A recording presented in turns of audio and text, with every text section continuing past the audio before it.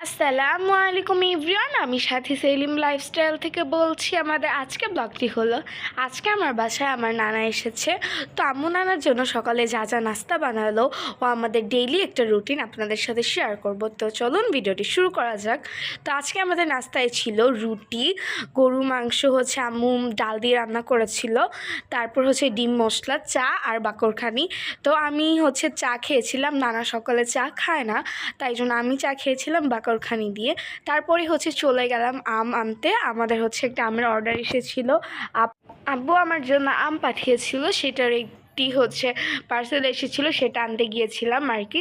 তো এখানে হচ্ছে আমি যেহেতু কোচিংয়ে ছিলাম, তখন হচ্ছে এখানে হচ্ছে রিয়া ম্যাম, আমার ম্যাম আর হচ্ছে আমার নানা মিলে বক্সটি খুলছিল। তো এইখানে আজকে আব্বু পাঠিয়েছে 10 কেজি আম, এর আগে হচ্ছে 20 কেজি পাঠিয়েছিল। সেটার ব্লগটা হচ্ছে কেটে গিয়েছে আমাদের ভিডিওটা, কিন্তু ওইটার একটা শর্টস আমার হচ্ছে ইউটিউবে আপলোড করা আছে, আপনারা চাইলে দেখে আসতে পারেন।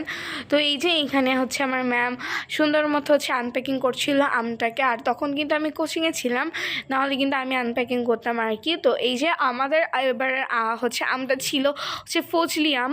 তো আমি হচ্ছে আব্বুকে বলেছিলাম, আব্বু রূপালি তো খেয়েছি, এবার ফজলি পাঠাও। আব্বু বল, তুমি ফজলি খাবা, তাহলে ঠিক আছে আমি তোমার জন্য ফজলি পাঠাই। তো এই যে এখানে হচ্ছে অনেক সুন্দর মতো র্যাপ করে আমটাকে পাঠানো হয়েছে, কারণ যদি র্যাপ করে না পাঠানো হয় তাহলে কিন্তু হচ্ছে আমটা একদম হয়ে যায়, মানে হচ্ছে আমটা মানে গলে যায় আর কি। মানে এর কারণ হচ্ছে এটা কুরিয়ার সার্ভিস করে আসে, এটা অনেক ঝাঁকি পড়ে, তাই জন্য ভালোভাবে হচ্ছে আমটাকে প্যাকিং করা অনেক গুরুত্বপূর্ণ। তাই জন্য এই যে আমটাকে ভালোভাবে প্যাক করা।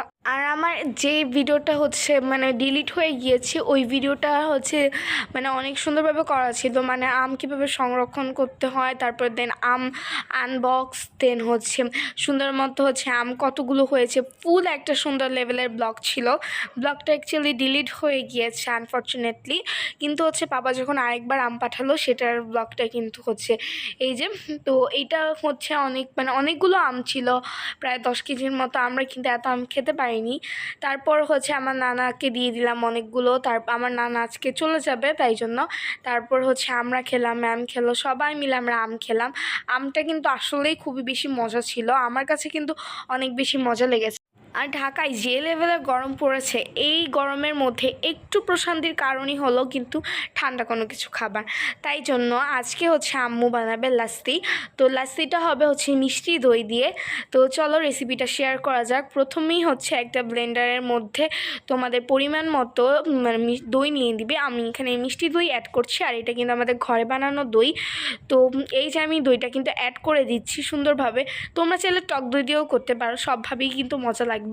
যেহেতু আমার হচ্ছে দইটা মিষ্টি ছিল, তাই জন্য আমি অল্প পরিমাণে চিনি এড করেছি। তোমরা যদি এখানে টক দই ইউজ করো তাহলে তোমরা তোমাদের মতো পরিমাণ মতো চিনিটা অ্যাড করবে। তারপর এখানে আমি দিয়ে দিয়েছি পরিমাণ মতো গুঁড়ো দুধ।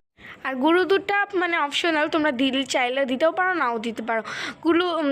গুঁড়ো দুধের পরিবর্তে কিন্তু তোমরা লিকুইড দুধটাও ইউজ করতে পারো, এটা কোনো বড় বিষয় না। তারপরে এখানে হচ্ছে আমি 2 পিস লেবু দিয়ে দিচ্ছি, লেবুর রসটা ভালোভাবে চিপে দিব।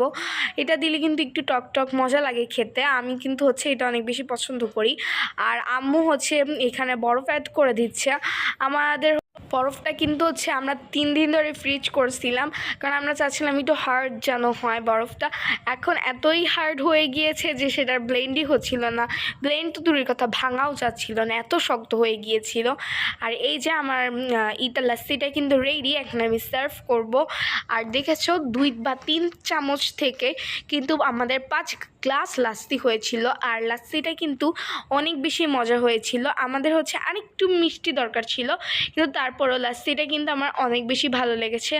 এই যে আমি লাস্সিটা দেখিয়ে দিচ্ছি, 5 গ্লাস লাচ্ছি হয়েছে। আর এই লাস্সিটা কিন্তু বাইরে যদি আমরা কিনে খেতে চাই সেখানে 60 থেকে 70 টাকা পড়ে যাবে। তারপর হচ্ছে আম্মু আমাদের লাস্সিটা দিল, তারপর দেন হচ্ছে আমি আর আমার ম্যাম খেলাম। লাস্সিটা কিন্তু অনেক বেশি মজা হয়েছিল।